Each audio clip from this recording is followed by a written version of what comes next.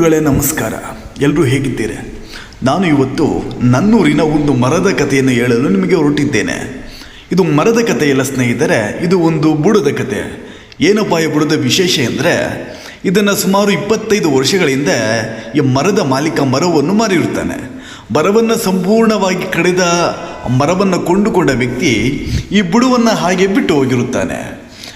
ಆ ಬುಡವನ್ನು ಬಿಟ್ಟು ಹೋದ ಮೇಲೆ ಬುಡದ ಮೇಲೆ ಒಂದು ಸಣ್ಣ ಚಿಗುರುತ್ತದೆ. ಚಿಗುರಿ ಅದು ಎಷ್ಟು ಬೃಹತ್ತಾದ ಮರವಾಗಿ ಬೆಳೆದಿದೆ ಎಂದರೆ ನೀವೇ ಒಮ್ಮೆ ಗಮನಿಸಿ ಸ್ನೇಹಿತರೆ. ತೋರಿಸ್ತೇನೆ ನೋಡಿ ನಿಮಗೆ ಎಷ್ಟು ಚೆನ್ನಾಗಿ ಬೆಳೆದಿದೆ ಆ ಮರ ಅಂತೇಳಿ.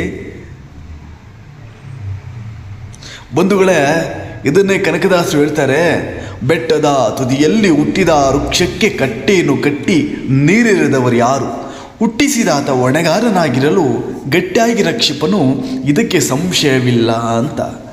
ದೇವರು ನಮಗಂತೇಳಿ ಯಾರನ್ನೋ ಯಾವುದೋ ಒಂದು ವ್ಯಕ್ತಿಯನ್ನು ಯಾವುದೋ ಒಂದು ಸಂದರ್ಭದಲ್ಲಿ ಕಳಿಸ್ತಾನೆ. ಕಷ್ಟ ಬಂತು ಅಂತೇಳಿ ಯಾವತ್ತೂ ಕೂಡ ಒಬ್ಬರೇ ಒಂಟಿಯಾಗಿ ಕೂರಬೇಡಿ. ಪ್ರಯತ್ನಗಳನ್ನು ಮಾಡಿ ದೇವ್ರ ಮೇಲೆ ನಂಬಿಕೆ ಇಡಿ.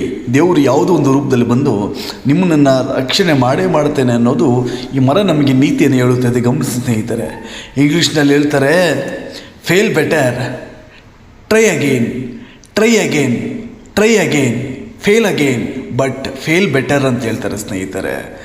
ಮತ್ತೆ ಪ್ರಯತ್ನವನ್ನು ಮಾಡು, ಹೊಸದಾದ ಪ್ರಯತ್ನವನ್ನು ಮಾಡು, ಗಟ್ಟಿಯಾಗಿ ಮಾಡು, ಬಟ್ ಎಲ್ಲೂ ಬಿಡಬೇಡ ಅಂತ ಇದರ ಅರ್ಥ ಸ್ನೇಹಿತರೆ. ವಂದನೆಗಳು.